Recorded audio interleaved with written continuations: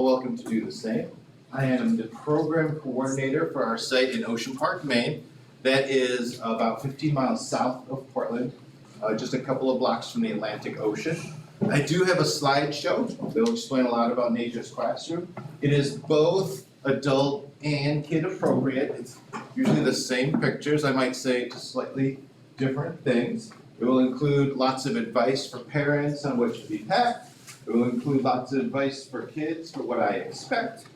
And it will also include lots of fun pictures about all of the places you might go in Nature's Classroom. So let's get into it first. The Nature's Classroom mission is to give students the opportunity to make meaningful connections with themselves, others, the natural world through genuine hands-on experiences. It is our goal that the kids get into the muck. They do the exploring. If there's something to be built, they build it. If there's something to be found, they find it. If there's something to be created, they create it. We're just there to facilitate all that stuff.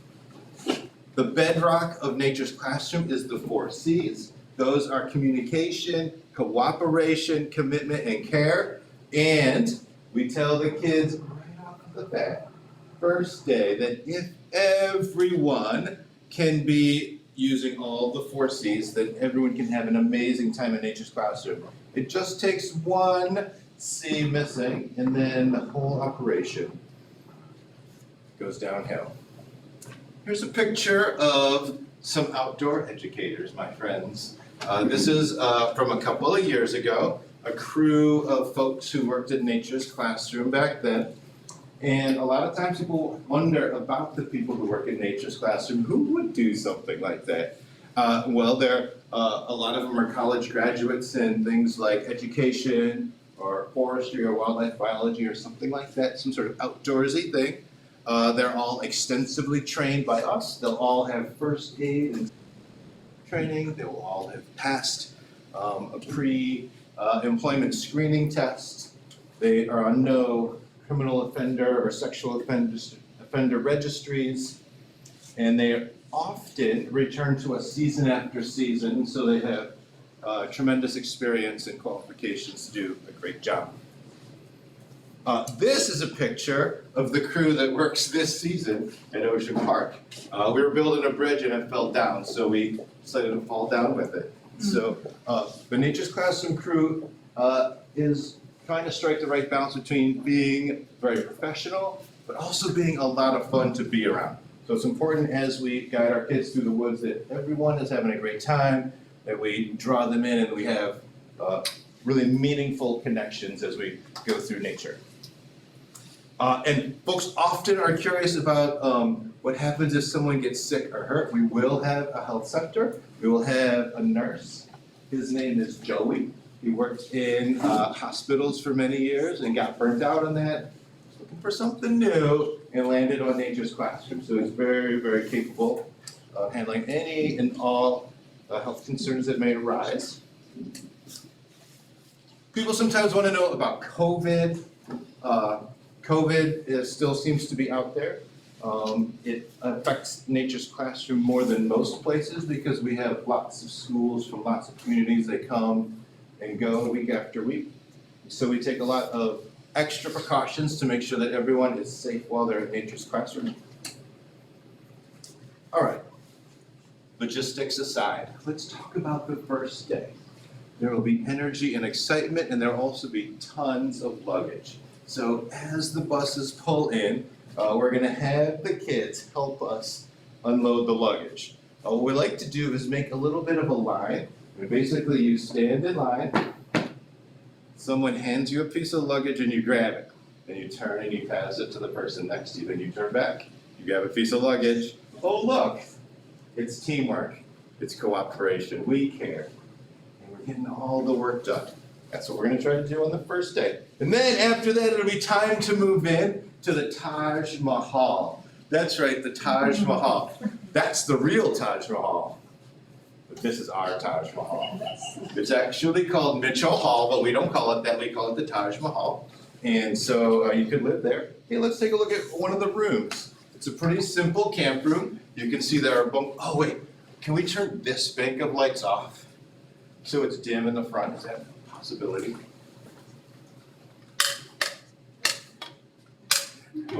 Oh, you have it over there. Oh, yes.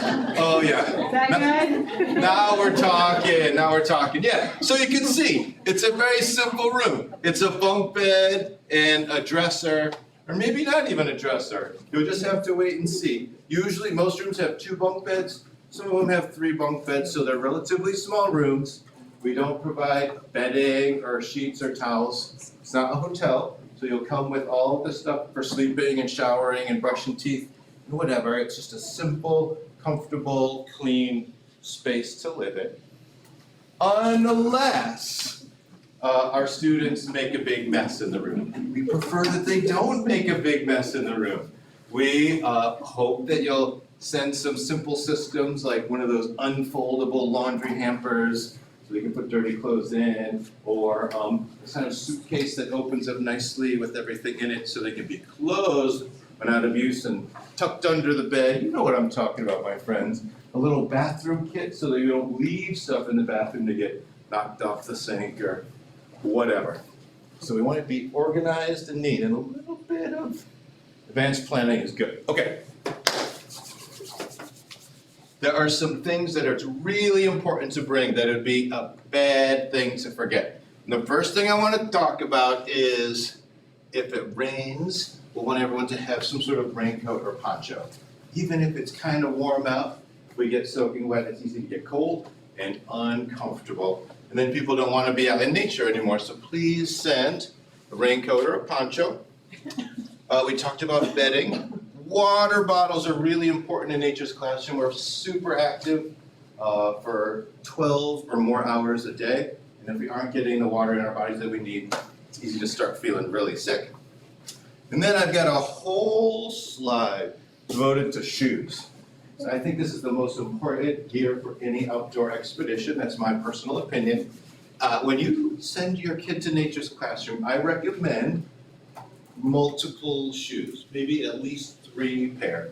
So it isn't just that we're going to nature's classroom, we're going to nature's classroom in Ocean Park. We've got a saltwater marsh, we've got an ocean, we've got an estuary, and there's also the fact that the water table is like that far below the surface. So anytime it rains, there's puddles everywhere. So wet feet are practically guaranteed. So having multiple pairs of shoes is key. A pair of running shoes is good, maybe a sturdier pair of hiking shoes, and then some kind of a waterproof boot is great. I like to recommend wool socks if you can scare up a pair or 2. That's really helpful, especially for evening activities where it might get a little bit chillier. Are we all together, my friends?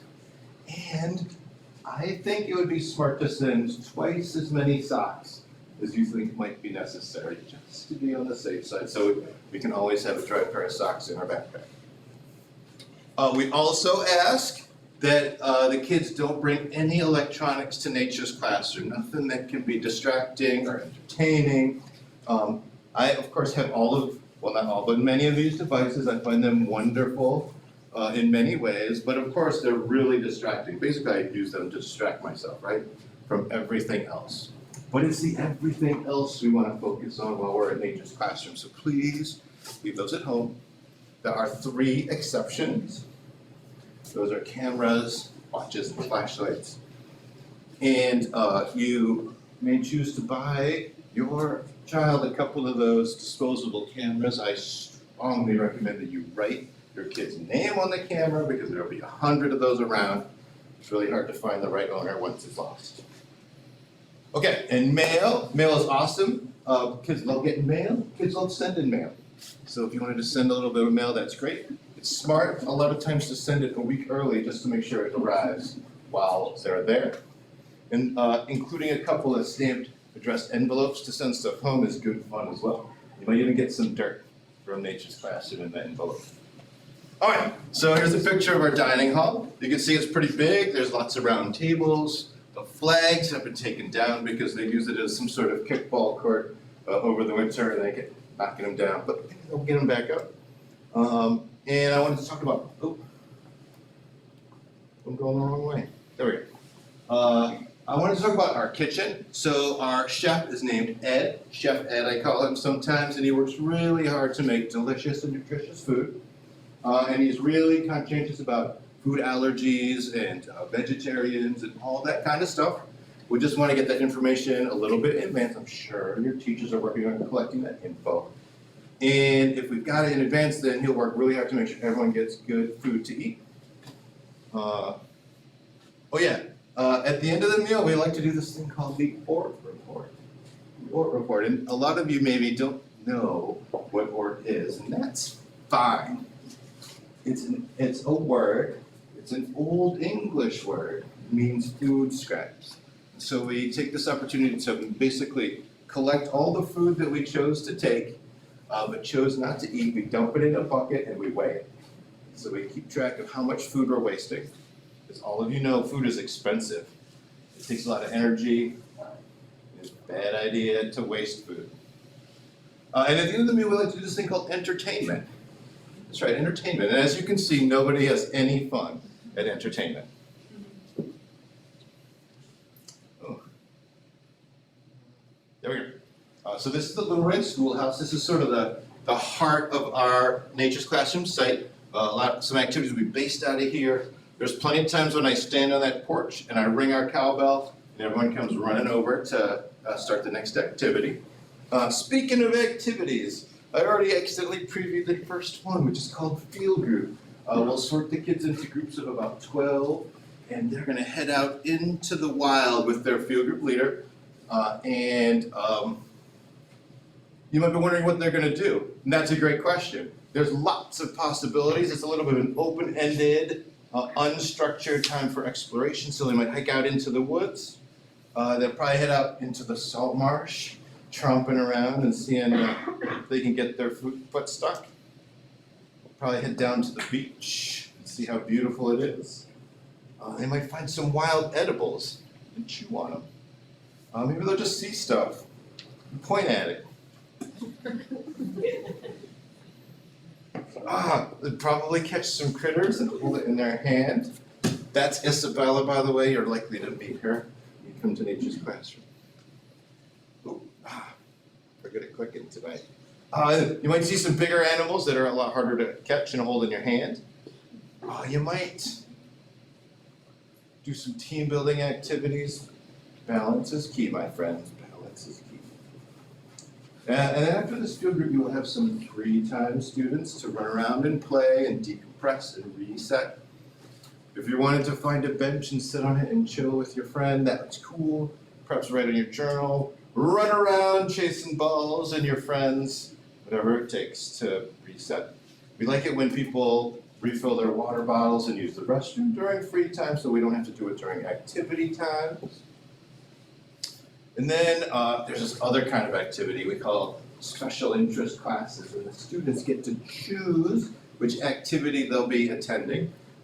There's lots of possibilities, and I have currently no idea which ones we're going to do. That's because the trip's a ways away, and we haven't picked out which ones we're going to do. There's lots of possibilities, like you might go out into the wild, try to survive, building shelters and fires. Maybe you'll go down to the shoreline and see just how many critters you can catch in aquatic biology. Maybe you will dissect something, see what's inside. And then the third kind of activity at Nature's Classroom is evening activities. After dinner, we'll scoop up the kids and we'll do some fun stuff. I'm going to be perfectly honest. I don't know what we're going to do for our evening activities. There are lots of possibilities here as well. There's just a couple of pictures that I have to show you. Just a few ideas. There's one idea called science fair. And sometimes if it involves fire, like this one, it's a demonstration for the students, but other times it might involve slime, in which case it's a hands-on activity. At the end of the night, we like to calm down, relax, do a little bit of community building at this thing called Quiet Sing. Just sing a few songs, chill out, get sleepy, because then it's time to head back to our cabins. Our pajamas, take some showers, brush some teeth, curl up in bed and get plenty of rest. Hopefully we get enough rest the next day, because the next day is just like the first, only longer. And that will go all the way until departure day. When we'll load up the buses, people cry. It's very sad, my friends, on Departure Day. But it's so important, it's so meaningful for the kids to come in nature's classroom. And also, it really is just the first of many adventures. That, my friends, is the end of my slideshow. I was. Oh, stop it. Okay. So I was curious if there are any questions about what I've said or didn't say.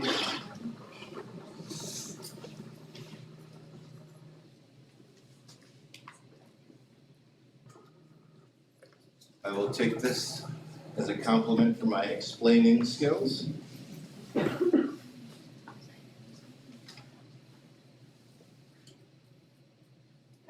All right, dudes.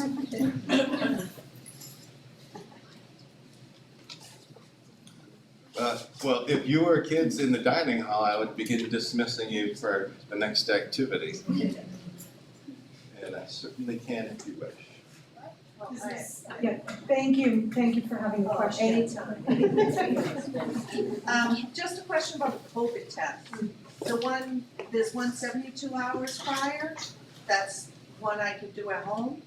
Yeah, are you accepting home tests or? Sure, a home test is great. So it's true that it's getting a lot harder and more expensive to find tests on your own. So a lot of schools are doing pool testing that week before, or we can also maybe send you some rapid tests to do the week before.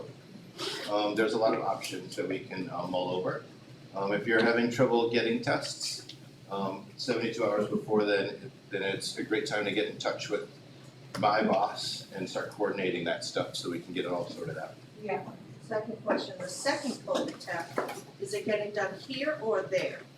Ideally, it would be done here at school the morning of the trip, because if someone arrives and tests positive, it's a lot of trouble for Yeah, everyone. it's too late. So is that also one we have to provide? So you can do that at home, or we will have, Bonnie is working on getting CLIA certified, which is just basically, she has the ability to have we have the tests here if you need them, and can do the test here at school, or you can do it at home, either way. No, I have tests at home, Yeah. so all of the tests I can do at home, just take a picture like I do. Correct. for Bonnie. Does the team have an That's idea of how that We will were, work that? we were working on an idea with Bonnie and trying to come up with getting it done here, but I'm pretty sure, I mean, we could work it out as whatever you're comfortable doing.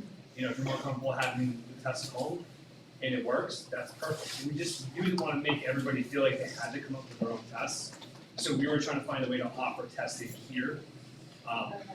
Yeah, so if that works, we were just trying to find a way to make it easier for everybody, so if some people are more comfortable doing it at home and getting those results ahead of time, that's great, and then if not, we'll have tests here for individuals who want or can't do it at home and get that testing done here at school. So we'll work that out, we'll gather some information as we get more forms coming in, and then we can kind of come up with a plan together with each individual on how to handle that. And if you don't see that changing in the next month or so, No, I don't. watching the guidance closely, I'm sure, but Yeah, we're growing more concerned rather than less okay. as the season goes on. Last week, we're forced to send the school home because there are a number of positive tests. So we're just trying to be as safe as possible. We don't want anyone to miss out. And we just want to take every precaution that we can to ensure that everyone gets to go to nature's classroom and have a safe time while they're there. Of course, once you open the mouth, it's. I know, it's tempting. Someone's gotta go first, right? I also saw masks inside the buildings, because Yeah. that's important, everyone has to bring masks. to Yeah, ensure- we have masks, so if Okay. someone doesn't bring a mask, we have them. Okay. The disposable ones, we would like it if everyone brought a mask and agreed to wear them. That helps keep our staff as safe as possible as well, because we do meet new people every week.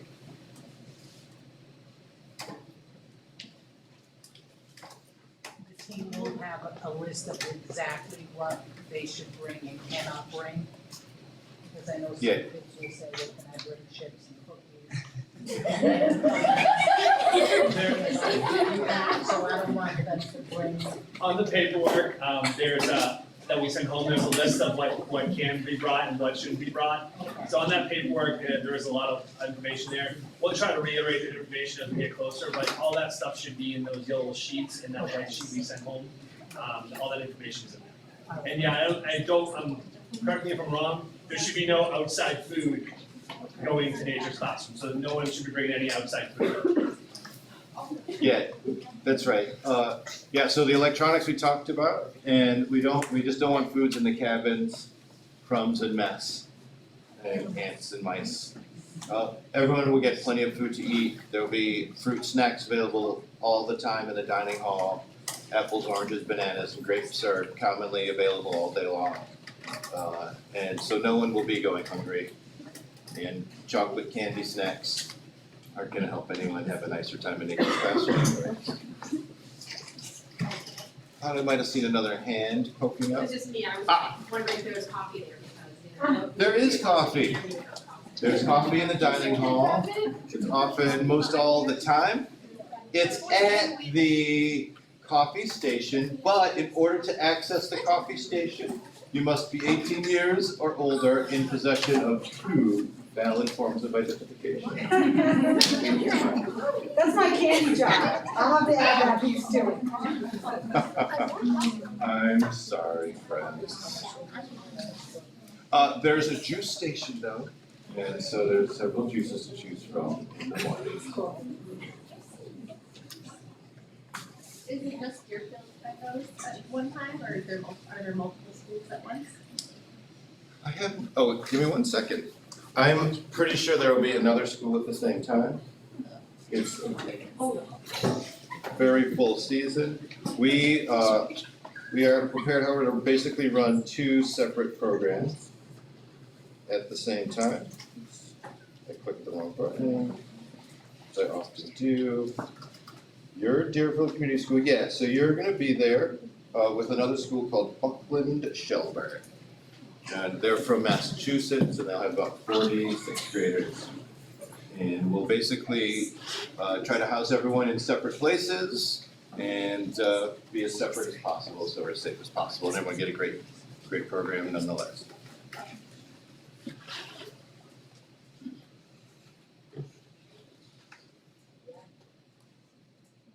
think this is more a question for you, but if, for students that don't end up going, are they just at school for those days? Yep, they can come to school, have alternative assignments, or they can just keep them home.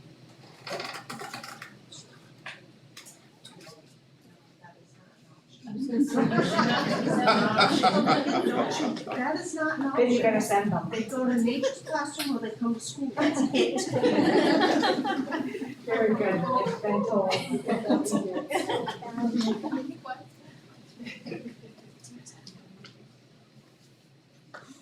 Or did you have a question? Yeah. Those, integrated, but let's see.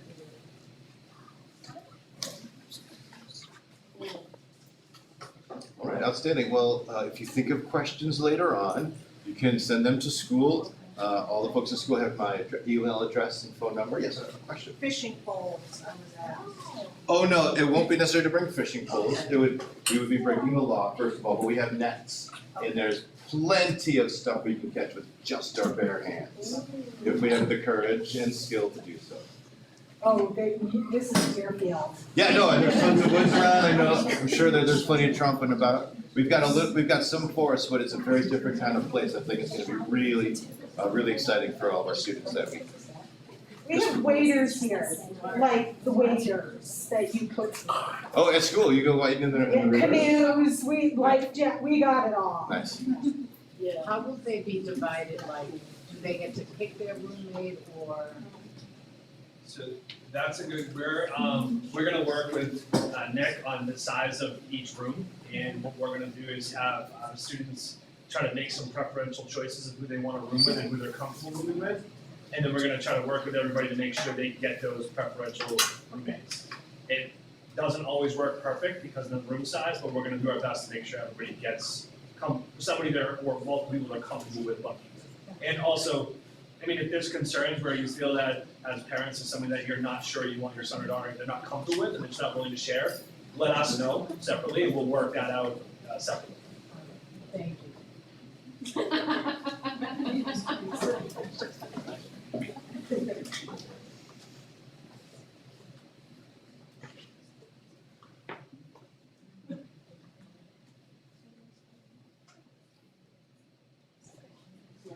All right, great, well, if you think of questions later, send them into school and they'll pass them on. Probably they can answer them themselves anyways, they're pros at that. And thanks for coming out, I appreciate it. Thank you. Thank you.